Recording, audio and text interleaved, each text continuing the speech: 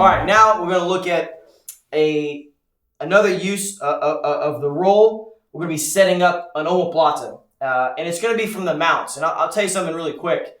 I have a theory that everybody who really kind of gets into Brazilian Jiu-Jitsu, they're going to go through a couple of stages. One of those stages is generally an obsession with omoplata because it's something it's kind of specific to Brazilian Jiu-Jitsu. Not really, but it kind of is. You know, Judo has an arm lock, Sambo has an arm lock, they have this, they have that, but even though it's in the rules and I've seen it before, for the most part, omoplata really is in the realm of Brazilian Jiu-Jitsu.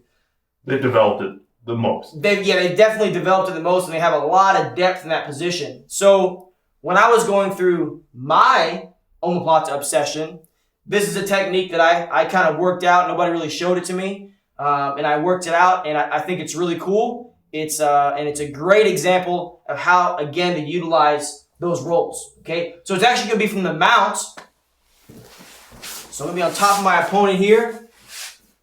And it's going to be from a position called S-mount. So all I'm going to do is basically just going to move this arm over, and slide my leg up, control here, and get my leg this way. So, we say S-mount, so that's what I say, because my legs are kind of like an S. Traditionally, I'm going to go for his arm right here. But just as you saw what Stephan did, he had this arm on top. So sometimes attacking here, it's hard because I got to go through this arm first. So what I might do instead is I'm just going to pull this arm and move it across to my right hip. Okay? It's two arms on one. I can use my body as well. So generally I'm able to pull that over just like that. And I want to lock it in place here. Now I'm basically going to do that shoulder roll, that side roll. And I'm going to slide off to the side here. And I'm going to lift him up. And I'm going to finish in the omoplata position. So when I'm here, I'm just coming off to the side. Shoulder, back of the neck, shoulder. And I'm right here. Now, once you get here, a lot of times Stephan knows something's happening he doesn't like. So he's actually maybe going to kind of push back into me. No problem. Just use your leg. One. Now this one. Two. And we're going to sit him up just like that. Now, once I get here, just turn this way. Can you follow me here, Stephan?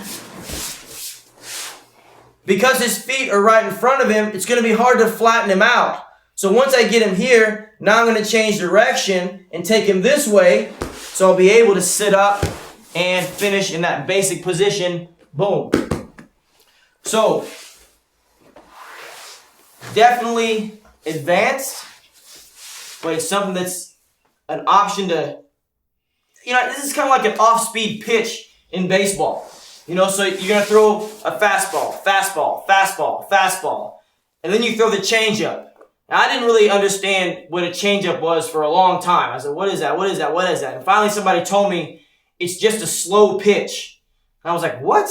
It's a slow pitch? How does a major league batter, how can he miss when you throw the ball slower? I really didn't understand this. And then I figured out that, if you're a batter and a guy throws a 100-mile-an-hour fastball or a 90-mile-an-hour fastball, you don't really see the ball that much. And you got to time your swing off the motions of the pitcher. So when you throw that slow ball, he's going off those same cues and he swings, way too soon and he misses the ball. So when I get you in this S-mount position, I'm going to ram those fastballs down your throat. But instead of fastballs, they're going to be arm bars. And then when I want to do that change up, I want to do that off-speed pitch, sometimes I'm going to switch to this. You're still thinking about this arm. Then I'm going to come off, take you for a ride. Here, take you to the side, sit up, and around. And he finishes. So, I think this technique is definitely valid, 100%. Use it in training against good people. And it's kind of the same as the changeup. Nobody throws, 10 changeups in a row and then one fastball. Right? They're going to throw 10 fastballs and then one changeup. So you may want to throw this in, every 10 or 15 times. You get the position and you go for the arm bar just to change it up. And it will be effective for you. And again, it's a really great example of how to use that side roll to set up a submission. Let's take one more look at it. So I'm mounted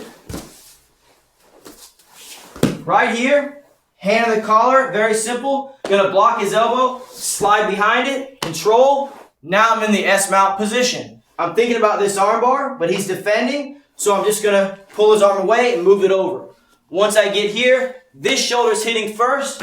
I'm maintaining control here. So I'm gonna roll off, and now, just like the name implies, I'm gonna take him for a ride. Once I sit him up, now I gotta change direction, taking him to the side, kicking with this leg, making him face down, coming up, changing, and finishing.